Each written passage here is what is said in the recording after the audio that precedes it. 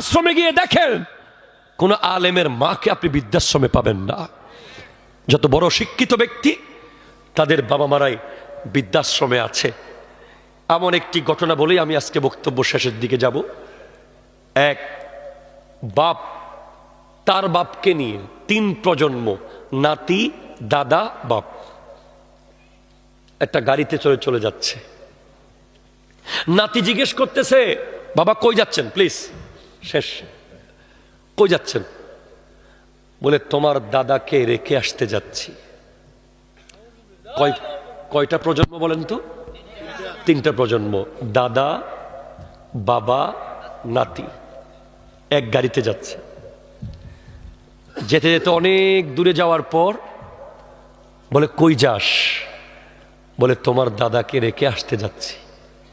কেন আব্বা? বলে তোমার মা তোমার দাদার কারণে খুব বিরক্ত, তাই রেখে আসতে যাচ্ছি। তখন ছেলে বলছে, আমিও কি বাবা তোমাকে এভাবে রেখে আসবো?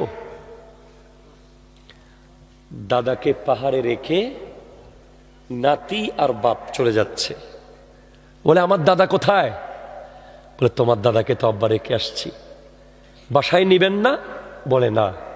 আব্বা তাহলে তোমার বয়স যখন এমন হবে তখনও কি আমি তোমাকে রেখে যাব? তখন বাবার হঠাৎ বুক ফেটে কান্না আসলো, গাড়ি ঘুরিয়ে আবার চলে গেল বুড়া বাবার কাছে। দাদা বসে বসে কাঁদছে, কিরে ফুত কই গেলি, কোত্থেকে আইলি? আব্বা আপনাকে রেখে চলে যেতে চাইছিলাম পাহাড়ে, যেতে পারি নাই। তখন দাদা বলতেছে, ফুতরে আমি জানতাম তুই আমারে রাইখা আসতে পারবি না, যেতে পারবি না, কারণ আমি আমার বাবাকে পাহাড়ে রেখে যাই নাই। আজকে যদি আপনি আপনার আব্বা আম্মার সাথে এক লাইন বেয়াদবি করেন, এই বেয়াদবির রিপিট কি কষ্ট দেখানোর জন্য আল্লাহ আপনাকে পুত্র সন্তান দেবে, মনে রাখবেন। তাদেরকে এক বিন্দু কষ্ট যদি দেন, এই কষ্টটা কত কষ্টের এটা বোঝানোর জন্য আপনাকে আল্লাহ সেরকম সন্তান দেবে। ওই সন্তান বড় হয়ে সেম কষ্ট আপনাকেও দেবে।